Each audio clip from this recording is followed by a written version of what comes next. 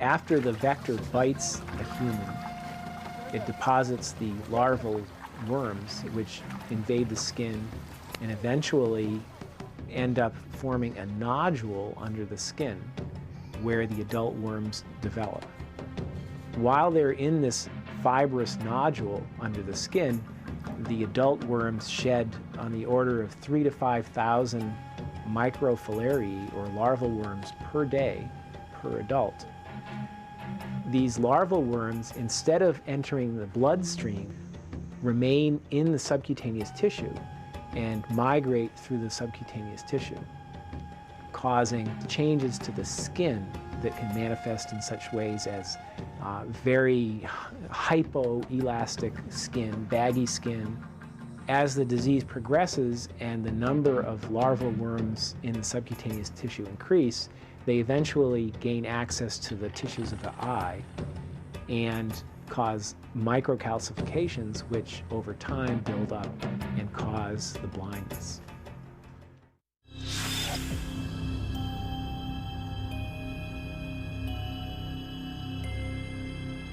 This is where they slit my throat and had some sort of plastic tube. The IV site went bad here and they cut it out and left me with a scar.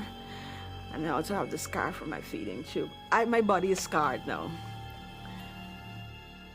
34-year-old Haslyn Bostwick is a native of South America who lives in Fort Lauderdale, Florida.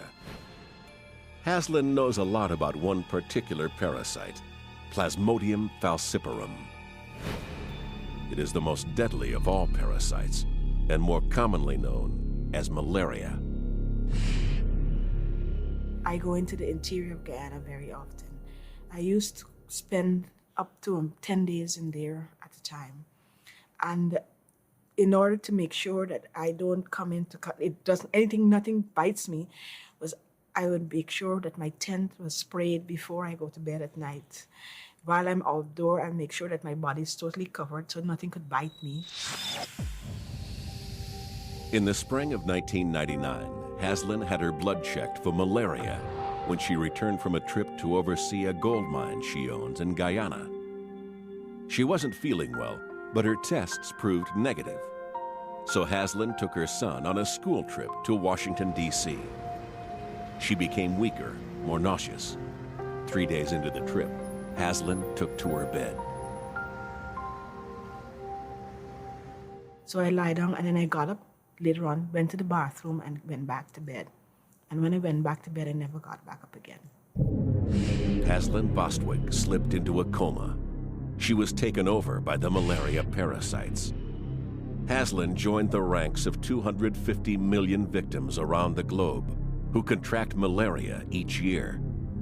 3 million of those people die, and it's the young who suffer the most.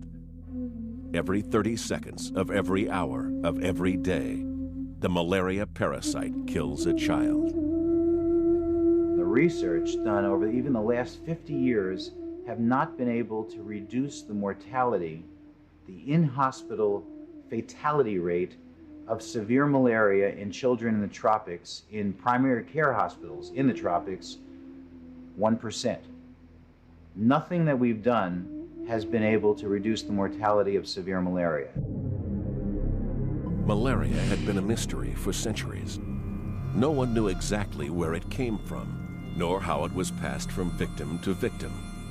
The evil illness seemed simply to emerge from the stale air around swamps. In fact, the literal translation of malaria is bad air. In 1880, a protozoan parasite was found living in the blood of malaria patients. The female Anopheles mosquito was soon identified as the vector for the malaria parasite.